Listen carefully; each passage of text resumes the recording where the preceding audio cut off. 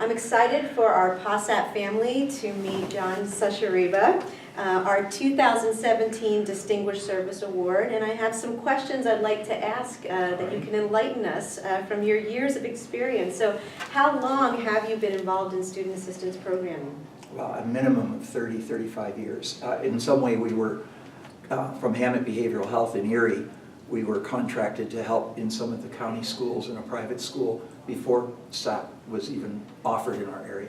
So then came the training. So I got that exposure early on, and then for all these years since, I'm still training the mental health piece for the student assistance program at the intermediate unit, IU5 in Edinburgh.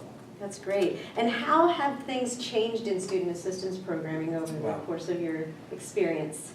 Well, I think very appropriately they were really addressing substance abuse early on, and then the concerns regarding suicide for kids and mental health issues. But as the years have gone by, I think they've made a strong effort, although the funding is not always there, to work in the elementary school area. Even it's sort of mandated, but it's not something you see all the time. That's come a long ways. They've been addressing things that we probably didn't start with, issues related to self-injurious behavior, cutting and all that. Trauma we have a better understanding of now, and there's continuing issues there, I'm sure. Yeah. And why is student assistance important in schools? To me, I actually said that comment earlier tonight. It's addressing one student at a time, trying to make a difference in terms of their academics, their behavior, their emotions, and their social life. All of that's important, of course, but the obstacles kids are facing, it just seems like have increased, whether we're talking violence, trauma, substance abuse, serious mental illness, SMI, on the part of family members, the hidden things that we may not even know about show up in some way in schools, the kids' lives. So it's been proving itself for years, in my opinion, and there's more we can do. And what was your biggest accomplishment with regards to student assistance programming over the years? Well, I absolutely believe in the colleague effect.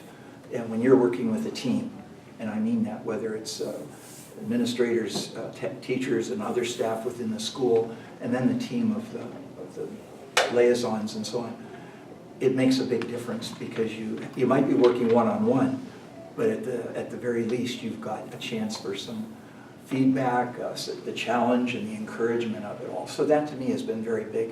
I also have been benefited, I think, by being able to give back a little bit by doing training. That's been an accomplishment or something that I'm very grateful for. I love being able to help others based on the experience that we have by doing this. And maybe the last thing is sort of the unexpected paychecks that a person gets.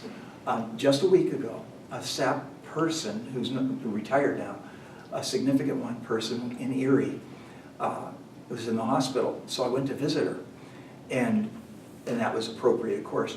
But what really was beneficial was a young man greeted me, who apparently worked with me 15 or more years ago.